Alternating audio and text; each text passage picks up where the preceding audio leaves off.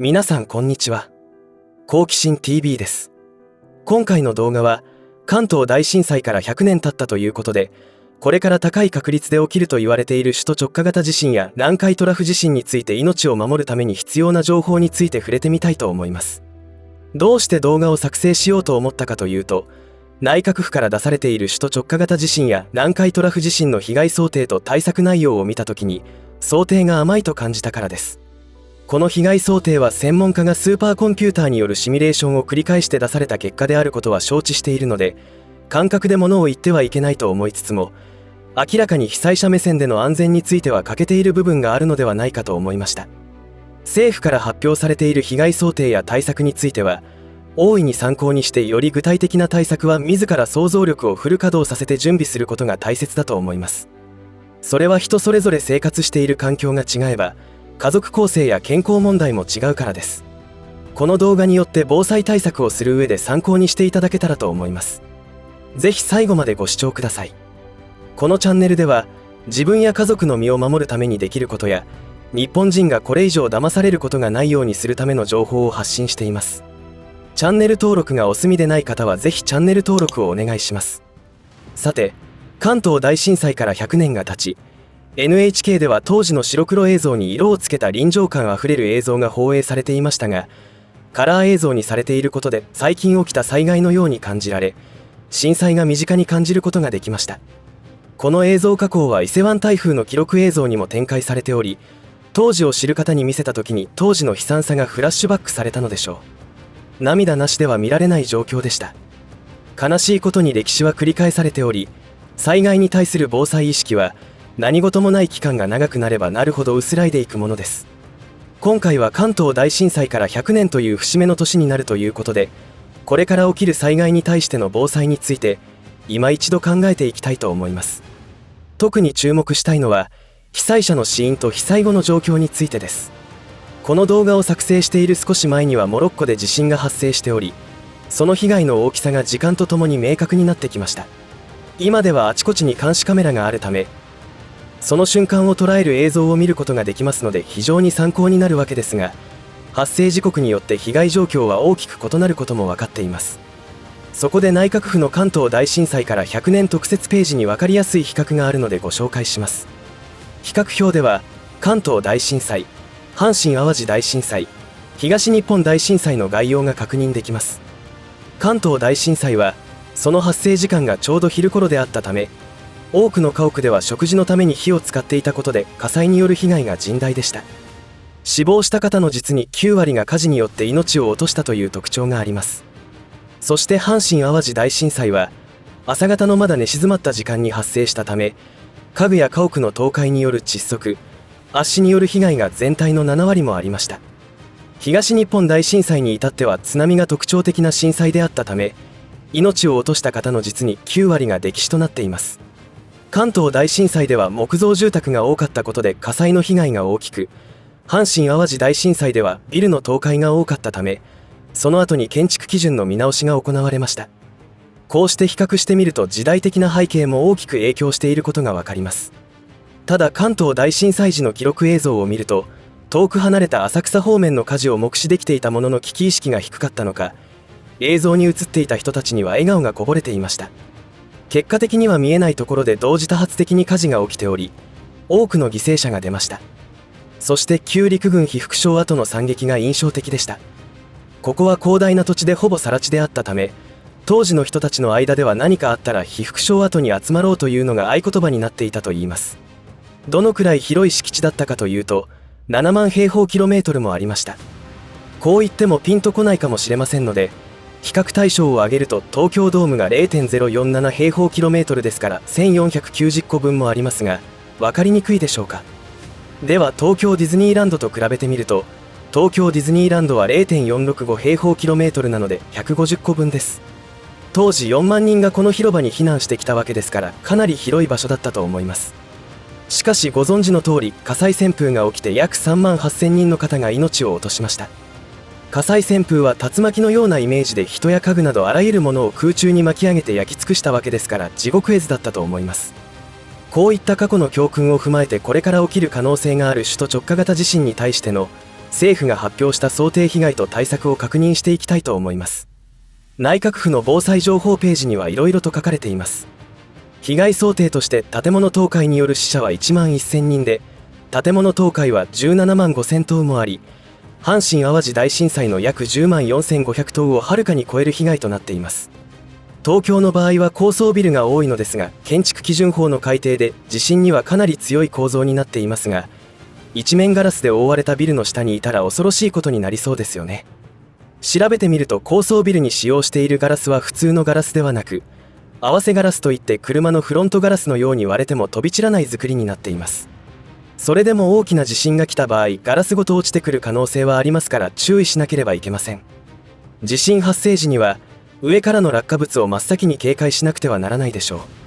火災についてですが、地震が起きた後の二次災害として注意しなければなりません。関東大震災では冒頭でもお話しした通り、死者数の9割が火災によるものでした。当時の東京の人口は220万人であり、今は1400万人ということで実に6倍以上になっています。それから考えて今後起こりうる地震ではどうなるのでしょうか。被害想定では61万棟の建物が焼失し、火災による死者数は1万6000人となっていますし、その他の死因と合わせて2万3000人という予想が出ています。ちなみに関東大震災では9万人以上が火災によって命を落としています。そして今度の首都直下型地震では、過去とは状況が大きく異なることに高度に発達したインフラがあります。恐ろしい数の地下鉄、高層オフィスビル、高層マンションが立ち並び、かなり古いビルもあります。こういう状況での大型地震の発生は世界で初めてになるかもしれません。最近世界で起きている地震はどちらかというと古い建物が崩れて甚大な被害が出ている状況で、東京のような大都市で起きた地震はないと記憶しています。ここからが私が懸念するところとなりますが、まず生活に欠かせない電力について1週間以上回復しない、もしくは安定しないという予想が出ています。皆さんは高層マンションのエレベーターはどうなると思いますでしょうか。そのリスクを挙げると、1、エレベーターが破損した場合、メンテナンス会社がすぐ対応できるか不明。2、部品交換の必要性が出ても欠品などが予想される。3、そもそもメンテナンス会社の人たちも被災しているので来れるか不明。4、損傷なしだったとしてもエレベーターの非常用電源は72時間しか稼働しない。5、震度5以上が発生した場合安全確認をしなければ稼働しない。などが考えられます。そして特部の5割が断水し、1割の下水道が使えなくなるといいます。仮に30階に住んでいる高齢者の方はどうなるのでしょうか。階段で地上階まで往復することはできるでしょうか。交通機関はおそらく壊滅となっておりますので、1週間は麻痺すると考えた方がいいですし、車道は様々な障害物が散乱しているでしょうから走行できるか全くの未知数です。都内から避難しようにも警視庁からの地震対策でかなりの箇所で交通規制がかかると警告されています。つまり震度6以上の地震が来たら車では都心部から避難できないということだと予想されます。港湾の損傷も発生しますから、そうなった場合復旧に1ヶ月を要するとされています。当然燃料なども不足するでしょうから、地震発生が夏なのか冬なのかで対策もそれぞれ考えなければいけません。冬に電気、ガス、灯油がない状態でどのように暖を取ればいいのかですが、これは真剣に向き合わないと何とかなるものでもありません。最後に各自の取り組みについて推奨された項目を見ていきますと、家具の固定などは当然として、食料備蓄を最低3日、推奨1週間というのを見てどのように感じますでしょうか。今インフラの損害予想について見てきましたが、食料や水などの物流が期待できると思いましたでしょうか。必要なのは1400万人分です。被災する時間帯によっては他県から仕事で都内に来ているケースも出てくるでしょうし、その場合都内の人口は何人まで膨れ上がっているのでしょうか。特に勤務で都内に来ている人たちが食料を携帯しているとは到底考えられません。地震発生後は間違いなくコンビニやドラッグストアからはあらゆるものが消えます。争奪戦も引き起こされるでしょう。それだけでも被災時には怪我をする危険度が一気に高まります。火災については煙が発生していたら消火に向かってもほぼ命を落とすとされています。すぐに逃げる選択をした方が良さそうです。その煙を吸い込んで命を落とすケースが多いのです。明らかに目の前でぼやが起きているなどの状況以外は避難です。そして避難所についてですが、高層マンションに住んでいる方の利用は想定されていないそうです。これは設備の収容人数に限界があるということと、高層マンションは耐震構造になっているので、おそらく在宅避難が現実的ですし、推奨されています。そうなった場合、先ほどの停電による非現実的な生活をどう考えるかでしょう。被災時によく見られる炊き出しや政府からの食料配給をもらう場合、高層マンションで上り下りが大変だからと3食分まとめてくださいということはできないのだそうです。衛生上のことを考慮されてのことなのか、毎食地上階まで降りなければなりません。1週間ともなれば水なども不足するでしょうから、水10リットルと食料を持って例えば30階まで階段で上り下りすることになるかもしれません。こうして政府からの被害想定についての資料を見てみるとかなり参考になると思います。参考になるというか、ツッコミを入れたくなった方もいたのではないでしょうか。ほとんどの人が大地震については未経験となると思いますので、まさに想像力をフル稼働させて対策するしかありません。そしてその準備はすぐ行動が必要です。いかがだったでしょうか。私は都内に住んでいるわけではありませんが、いつどこで被災するか分かりませんから、それぞれが自分の日常を考え対策することが必要だと思います。我が家では普段履く靴底には踏み抜き防止ソールを入れています。過去に被災した方々の多くが足の裏に怪我をしていたという情報もあります。足を怪我したら避難にも支障が出ることは明らかですし、1000円程度でできる防災対策ですからおすすめです。踏み抜き防止ソールというのは、金属板が入ったものや特殊繊維でできた軽いものまでありますが、本格的なものは柔軟性に欠けるので特殊繊維のものがいいのではないでしょうか。そして私の場合、車移動が多いので、車内に1週間分の非常食と水を積んであります。出先で被災することを考えた上でのことですが、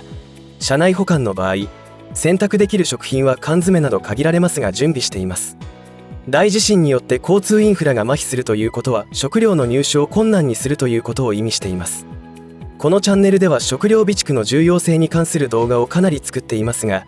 災害大国日本において食料備蓄を1週間分を推奨などと政府が言っていることはとんでもない甘い認識だと思った方がいいですし、それすらも実施していない人がいることも知っていますが、最悪の場合餓死することになると思います。命を落とすパターンとしては一番嫌な状況です。人は飢えた時に暴動に走ります。それは先日配信したイタリアで起きている難民たちの状況を見ても容易に想像できるというものです。